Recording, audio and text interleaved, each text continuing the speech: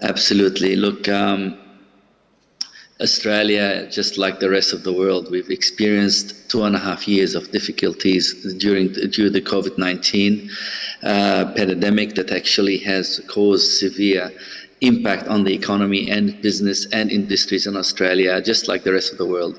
Unfortunately, Lebanon would have experienced a multiple of issues. We all know there are political instabilities, the COVID-19 and the unfortunate explosion that took place in Lebanon, among many other things. I won't go into details that have put Lebanon in a far more disadvantage than the rest of the world. In terms of Australia, of course, you have to learn how to run a business again during this tough time. You really need to learn how to reinvent your business to make sure that you are able to sustain yourself during this hardship. And myself, one of my businesses is in retail in healthcare. And we had to really basically try to do everything possible not to lose staff during that time, to sack people. As you know, you needed to monitor and watch your costs of the operations to be able to sustain yourself during this unprecedented times that we experienced in Australia. So in that regard, however, we were very fortunate in Australia because the government was able to support small, medium to large business in all industries. The government was able to create economic stimulus, and that economic stimulus was to support businesses to maintain employment by paying almost 70% of the wages that we had from the government. The government also requested from all landlords, if you were leasing a business, that all rentals associated with your business to be deferred or to be waived completely. Thirdly, the government also were prepared to give the banks direction. So if you borrowed money to run your business and you have loans and you have interest components associated with loans, the government passed a direction to also put a moratorium, which means no banks is allowed to seek from you another principal or interest for a period of time to give you that relief to be able to sustain yourself and can maintain yourself during that tough time, which was amazing, which was really good. Without that, I don't think we could have survived in Australia. That is to be, no matter what you did, nothing could have kept you going without the government support that was granted and was ever needed. However, we also had to shrink our business because obviously your turnover, your sales has dropped. So you had to really modify your business to be able to stay on your feet and continue to trade. We had to work on deliveries, rather, as many people don't actually come to you anymore because of the COVID-19 restrictions. So like the Uber Eats and many other businesses that actually flourished during the COVID-19 period, because obviously the online ordering, e-commerce platforms started to become successful. So we did the same. We started working on a platform, an e-commerce platform that would be able to let the client have the service brought to his home rather than the client come to see us for for our services because of the restrictions. Also, that's in retail. And we're talking about what sort of services here? We're talking about the general services that people in general would want to purchase via e-commerce, or is it something innovative, something new, creative? Yeah, we created a new ordering platform, almost like Uber Eats style, whereby someone can actually go online, order their meals, and have it delivered to their place wherever they are. And so the same menu. In that regard, we were able to maintain the key staff, and the rest, unfortunately, we had to give them a break during that time. That's in retail. But also what we did as well is we tried everything we can as well to continue to let the employees even work from home as well. We send employees home and we get them to work on their laptops to try and do all of our finance and all our accounting, and everything was back as usual, but they're working from home. With regard to the legal practice, my law firm, I have a law firm, I've got 16 lawyers working for me. The law firm flourished during that time. For some reason, people during the COVID-19 period had plenty of time to sue people and think about suing and think about And don't forget, during that time, there was also, the law was vague about the rent waiver and the rent deferral. It was the government had to pass this resolution very quickly, so the law wasn't clear. So there was a lot of dispute between landlords and tenants during that tough period. And so the law firms became very busy, especially my practice, in leasing areas, in property areas, to try and resolve these issues and give the tenants the relief they need during these tough times. So business flourished in the legal practice, but people with a law firm was easy to operate from your homes. Every staff member works from home. You on their laptops. Even the court proceedings, there was court sessions, but the court sessions were only via Zoom. So business was as usual, didn't stop. But in short and sweet, thinking outside the box, you really had to reinvent your business in a sense to make sure your costs are not high in the operation. Your losses are mitigated as much as possible. But with that, the government support, Dalia, to be honest, there's no single business in Australia would have survived. I can say the same about Canada. We have relatives there, and we've heard about the massive support as well in these large countries of their constituents. Now, it's fascinating how you're an honorable judge and lawyer, and you have so much insight about business. And from here comes my next question. You work by the law, you enforce the law, you monitor and you implement the law. What legal acts of impact to Lebanese industries should Lebanon implement, in your opinion, today in order to help the sector prosper and thrive?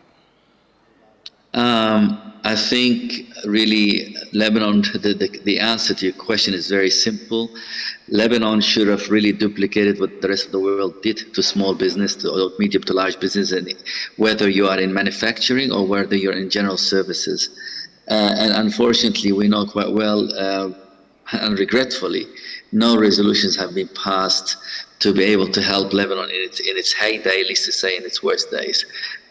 Today, what I would have said is obviously to provide all the relief that the Australian government was able to do so by paying staff, on behalf of businesses, by giving industries a tax break, by giving industries the opportunities to also, banks also at that stage to give banks a moratorium to also give small to medium large business a break from servicing their loans and paying interest components as well during that tough time. And more importantly for the government was to also create stimulus. When we say stimulus is by themselves creating far more investments from the private sector and keeping the private sector floating during this hard time, especially hard-hit businesses. The hardest businesses that were hit during the time, I believe, are those businesses where there was manufacturing. I'm sure they were hit hard because there was a lot of restrictions, but also the hospitality industry copped it big time because of the fact that you couldn't open restaurants, you couldn't invite people to dine in your restaurants, you couldn't use restaurants to their own capacity, people couldn't walk in the streets at certain times. And I think the government really could have done a lot like the rest of the world, but we all know what the limitations of the Lebanese government is, and we all know what the Lebanese government position is today more than ever. I won't go into politics because I don't think it's my position to elaborate, but all I can say is I feel exceptionally sad and sorry for the businesses of Lebanon during this hardship. But one thing I also can make a comment here. I was also incredibly amazed about the resilience and the strength and the dynamics of the Lebanese business operators, whether in manufacturing or whether in any industries, the way they were able to survive this hardship without any real support from any government or any institution has been absolutely amazing.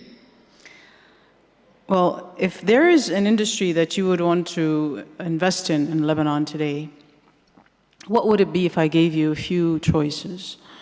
This afternoon, if I may just give you a few insights, we're going to be listening from people who are involved in AI for medical purposes, in biocomposting. Just in a few seconds, I think we're going to start our next episode, and after that, we're going to go into the innovative section.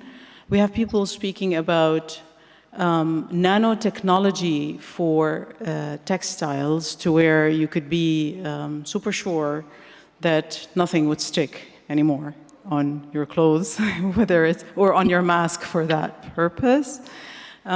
Several other people from other industries, I hope. Oh yes, gum dentistry and gum replacement technology innovations, patents being signed for Lebanese innovators here. That's one section. I don't know if you know that Lebanon also is producer of microchips. We just had Fady on stage as a panelist in a very interesting panel just an hour ago. And he is heading Multi-Lane Inc., that I'm sure you know, who produce microchips. And I don't know if many people know that about Lebanon. Lebanon also produces industrial machinery, and it's able to sell to the rest of the world. So as much as we love our agro-industrial production and as much as we foster and admire it, we consider that to be 40% of the Lebanese industrial production. There's the 60% that is not agro-industrial that deserves the attention. So if from this array of tech, non-tech industries, where would you put your money, Mr. Zouky, if you were to invest in Lebanon? It's a good question you're asking me. I told you I'm going to ask you one out of the box, yes. Yeah, we all know that Lebanon's best industry is hospitality. You know, the hospitality industry is thriving in Lebanon nowadays, as you know, with restaurants and bars and nightclubs and everything. It seems to be the tourism still seems to be quite successful. But if you talk about industrial stuff, and I would dare say I would be very keen to invest in healthcare. And healthcare, the reason being, healthcare is a recession-proof industry. Because you're dealing with human lives and disease and healing and treatments and so forth. That's going to continue, and that's always going to be presence. This is not affected by tourism or by politics or by any forces. It's affected. It is really dealing with the reality of human life and their health and their well-being. So anything to do with that area of healthcare, I'll put my dollars in for sure. And so any machinery or pharmaceuticals or anything innovation in healthcare, 100% I'll be in with it.